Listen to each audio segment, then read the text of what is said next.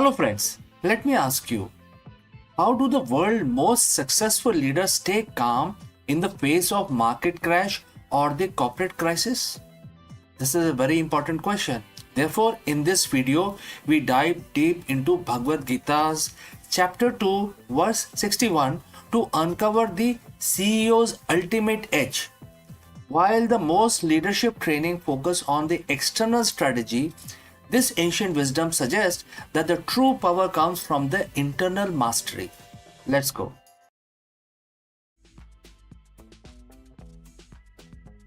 In the world of high-stake business, we are taught that the strategy is king. We spend millions on the market analysis, R&D, and the competitive intelligence. We are told that if we just have the right data and the right plan, we can control the outcome.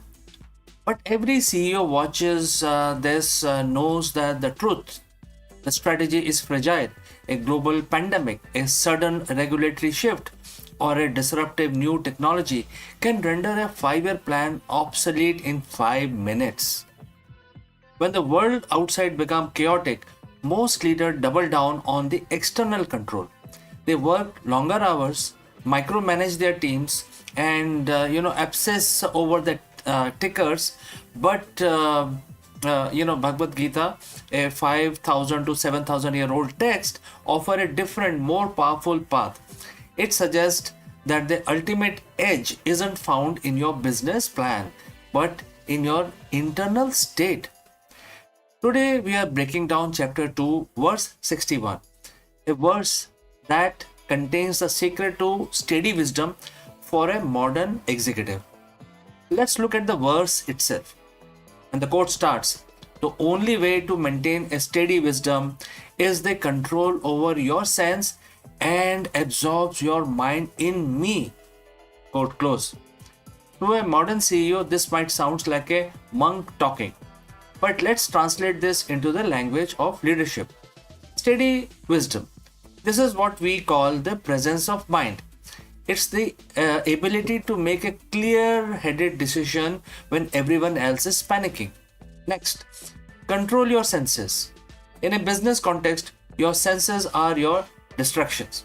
The constant ping of notifications, the greed for short-term gains, and the fear of falling stock price.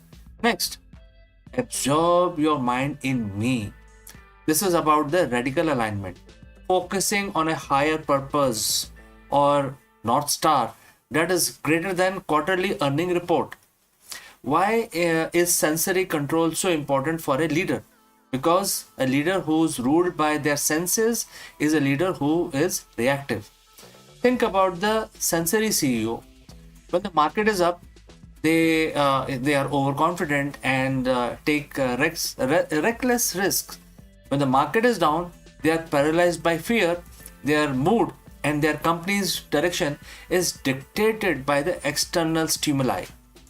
In the Gita, the senses are often compared to the wild horses. If the driver doesn't have the reins, the horse will pull the chariot into a ditch.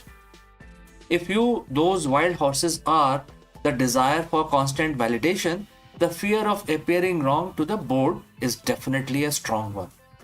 The addiction to busyness as a substitute for productivity. If you cannot control these internal impulses, you cannot maintain steady wisdom. You become puppet of the market rather than its master. The second half of the verse says, "Absorb your mind in me." In the spiritual sense, this refers to Krishna or the divine. But for a CEO, this represents an ultimate mission.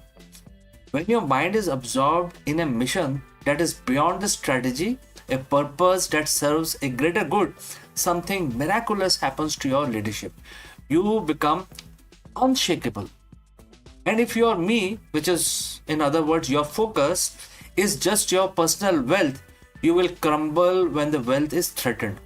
But if your focus is a mission that transcends yourself, like as solving the world energy crisis, or second could be empowering the next generation, then a temporary setback in the stock price is just a minor ripple.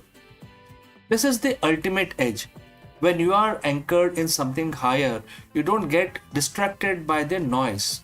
You are integrated and balanced. How do you apply chapter 2, verse 61 on a Monday morning? Let's say. First, practice the pause. Before responding to a crisis, check your senses. Are you feeling anger, fear, pride? Discipline your reaction before you discipline your team. Define your higher focus. What is the one thing that remains truly about your company even if your current strategy fails? Keep your mind fixed on that steady wisdom. Next, sensory fasting. Minimize the noise. High performance CEO don't check their phones the moment they wake up. They start with a silence, meditation, or reflection to ensure their wisdom is steady before the world tries to shake it. Next, strategy is your tool. It is something you use, but mastery is something that you are. As chapter 2, verse 61 teaches us, the leader who masters their internal world will always outperform the leader who only tries to manipulate the external one. When you control your senses and align your mind with higher purpose, you don't just lead a company, you lead an industry. The strategy might change, the market will fluctuate, but your wisdom will remain steady. And that, in the end, is the only edge that truly matters. And therefore, if you found this ancient perspective on the modern leadership valuable, hit the subscribe button. And I will love to hear from you in the comments. How do you maintain your steady wisdom in your own professional life? Let me know. And I will catch you again in the next one.